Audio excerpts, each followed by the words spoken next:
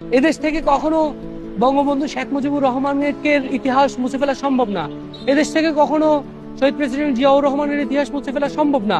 প্রতিযোগিতা হবে, ছাত্রলীগ মিসাইল বানাবে, ছাত্র শিবির মহাকাশে যান পাঠাবে, ছাত্র দল রকেট লঞ্চার বানাবে, গবেষণা করবে। এদেশ থেকে কখনো মাওলানা ভাসানীর ইতিহাস মুছে ফেলা সম্ভব না। যারা আপনার বুদ্ধিজীবী ছিল, মুক্তিযুদ্ধের সংগঠক ছিল, যারা ইতিহাসের পাতায় স্বর্ণাক্ষরে নাম যাদের লেখা আছে, যাদেরকে নিয়ে চর্চা হয় না, তাদের নাম দেশ থেকে মুছে ফেলা সম্ভব না। সবাইকে নিয়েই বাংলাদেশ গড়েন। 71 সালের কথা যদি বলি, 71কে যারা অস্বীকার করে, যারা 71কে নর্মালাইজ করতে চায়, মানে আমার তাদের ব্যাপারে কোনো ভাষা নাই। তাদেরকে এখন কিছু বললে হয়তো আমাকে বিভিন্ন ট্যাগ দিয়ে দেওয়া হবে। ঠিক তেমনি 71-এর সঙ্গে আসলে 24-কেও মিলায়। আমি বুঝি এই দেশ আমার, আমি এই দেশে জন্মগ্রহণ করেছি, এই দেশে ছাত্রলীগও জন্মগ্রহণ করেছে, ছাত্র দলও এই দেশে জন্মগ্রহণ করেছে, ছাত্র শিবিরও এই দেশে জন্মগ্রহণ করেছে, আওয়ামী লীগও করেছে, বিএনপিও করেছে, জামাতও করেছে এবং এনসিপিও করেছে। এছাড়াও এবি পার্টি, ডান, বাম সবাই করেছে। আমরা বুঝি প্রতিযোগিতা হবে, ছাত্রলীগ মিসাইল বানাবে, ছাত্র শিবির মহাকাশে যান পাঠাবে, ছাত্র দল রকেট লঞ্চার বানাবে, গবেষণা করবে। মানে কথার কথা বললাম, করবে সেটা না। 51 বছর আগে আমার দাদা এটা করছে, 52 বছর আগে আমার আমি যে রাজনৈতিক মতাদর্শ ধারণ করে আমার নেতা এটা করছে। সবাই করছে, কাউকে বাদ না দিয়ে সবাইকে সম্মানের স্থানে রাখা দেন। যার সম্মান যাকে করার হয় সে সম্মান করবে, কিন্তু মুক্তিযুদ্ধকে বিকৃত করে না, দেশের মানচিত্রকে অস্বীকার করে না। দেশের মানচিত্রকে অস্বীকার করা যাবে না, ওইটাকে অস্বীকার করে না। কিন্তু যে সম্মান করবে না, যে তার ভিন্ন মত পোষণ করে, তাকে ওটা করতে দেন, সে করুক। এগুলোর মধ্যে প্রতিযোগিতা হবে যে স্বাধীনতার 51 বছরে ছাত্রদল মিসাইল বানাইছে, রকেট লঞ্চার বানাইছে, তারপরে যাই হচ্ছে অন্য আরো যে কোনো গবেষণা এগিয়ে গেছে, ছাত্র শিবির মহাকাশ যান পাঠাইতেছে, গবেষণা করতেছে, পৃথিবীর সাথে পাঙ্গা দিতেছে, ছাত্রলীগ আপনার বুলেট ট্রেন বানাইতেছে, দ্রুত গতির বিশ্বের সঙ্গে নিরাপদ। কথার কথা দিয়ে বুঝাইতেছি, আমরা এগুলাতে নাই। মানুষ চিন্তা করে 50 বছর আগে কি হবে, আর আমরা চিন্তা করি যে 1 বছর গেলে, আগে বলতাম 50 বছর আগে, ওই যে যেটা একটু আগে বলছি, আমার দাদা এটা করছে। 51 বছর হইলে বলে যে 51 বছরেও আমরা এটা পাই নাই। 52 বছর হলে বলে যে স্বাধীনতার 52 বছর পরেও স্বাধীনতা বিরোধীরা এখানে আছে। 53 বছর পরে হলেও বলে যে আমরা, যে এরা আওয়ামী লীগের দোষর। একটা কথার কথা। আপনারা এই শালটাল এগুলো বাদ দেন না ভাই। শালটাল গুলো বাদ দিয়ে ছাত্র রাজনীতি বলেন, দেশের রাজনীতি বলেন, জনগণের সম্পৃক্ততার কথা বলি। শ্রদ্ধার সঙ্গে প্রথমেই স্মরণ করছি সেই সকল শহীদদের, যাদের জন্যই পেয়েছিলাম একই মানচিত্রের পরিচয়, যাদের বুকের তাজা রক্তের জন্য আজ আমরা বলতে পারি আমি বাংলাদেশী। সেই সকল শহীদদের প্রতি শ্রদ্ধা রেখেই আজ একজন দেশের ক্ষুদ্র নাগরিক হিসেবে কিছু কথা বলতে চাই।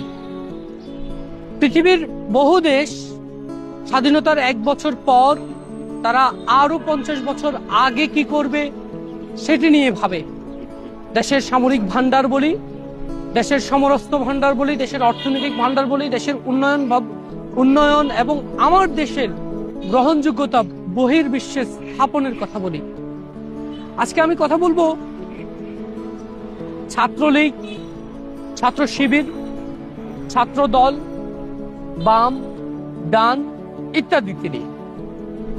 আমি কোনো বিশেষজ্ঞ নই, আমি কোনো মহাব্যক্তিত্ব নই, আমি কোনো মিডিয়া ব্যক্তিত্বও নই, খুব বেশি পরিচিতও নই। কিন্তু আমার কাছে মনে হয়, আমার কাছে নাড়া দেয় যে এই দেশ মানে স্বাধীনতার 55 বছর আমরা প্রত্যেকবার বলি। ধরেন 50 বছরে আমরা টকশোগুলোতে বলি স্বাধীনতার 50 বছরেও এইটা হয় নাই। এরপরে 51 বছর হলে বলি যে স্বাধীনতার 51 বছরেও এইটা হয় নাই। 52 বছর হলে বলি যে স্বাধীনতার 52 বছরেও এইটা হয় নাই। এভাবে করতে করতে 55 বছর, অর্থাৎ পৃথিবীর বহু দেশ 1 বছর আগে, তারা 50 বছর আগে যায়, আর আমরা প্রতিবার 1 বছর আগাইলে আমরা আরেক বছর, মানে সামনের দিকে হয়তো সালটা আগায় কিন্তু আমরা পিছাই। আজকে যেই বাংলাদেশের সমরাস্ত্র ভান্ডার যে প্রদর্শনী হইল, 15 কিলোমিটার নাকি আপনার এটা যে কোনো আঘাত প্রতিঘাত করতে সক্ষম, মানে কি বলবো।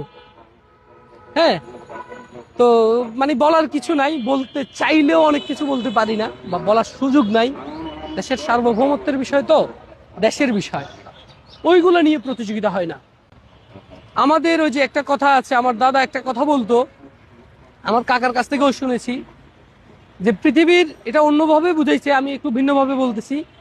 পৃথিবীর অন্য দেশ, ধরেন জাপান, চিন্তা করে যে আমরা 100 বছর পরে কি হবে, মানে এটা করলে আমাদের ভবিষ্যৎ কি হবে।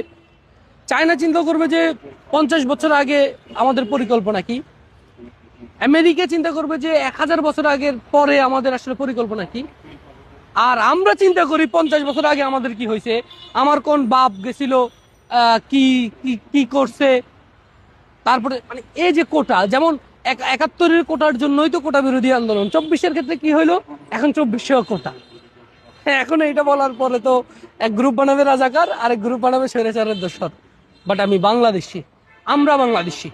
অনেক কথা বলে ফেলছি, আমার মনে হইতেছে যে আমি বুঝাইতে পারি নাই, মানে আমি যেটা ধারণ করি আমি এটা বলতে পারি নাই, হয়তোবা বুঝাইতে পারি নাই। জানি না কে কি ভাববে, আমি এই মুহূর্তে আছি। তবে শেষ একটা কথা বলতে চাই, যে 71, 69, 52, 62 অথবা 24 অথবা আরো বাংলাদেশের যে সকল গুরুত্বপূর্ণ মুহূর্তগুলো আছে, কোনোটাই বাদ দিয়ে কোনটা হবে না, সম্ভব না। আমি মনে করি, মানে এখন এটা আমি বারবার বলি এক একজনের, আমি মনে করি যে এই দেশে যতদিন না পর্যন্ত রাজনৈতিক দলগুলোর নাম বললাম না, কোন রাজনৈতিক দল, সবগুলো রাজনৈতিক দল যতদিন পর্যন্ত রাজনীতি করবে না, ততদিন পর্যন্ত এই দেশ আগাবে না। মুক্তিযোদ্ধারা কেন প্রাণ দিয়েছিলেন? এই দেশ এগিয়ে যাওয়ার জন্য, তো এই দেশটা যেন এগিয়ে যায় আমাদের সবার। আমি ক্ষুদ্র মানুষ, আমার ধারণ, এটা আমার ধারণ করা কথাগুলো। আমি রাষ্ট্রেরও কোনো গুরুত্বপূর্ণ কেউ না, বা জনসম্পৃক্ত কেউ না, খুব মানে পরিচিতও কেউ না। আমার মনে হইতেছে আমি বলতেছি, আমি বলবো। কারো মন চাইলে এটার সাথে দ্বিমত পোষণ করতে পারে, এটা তার ব্যক্তিগত ব্যাপার।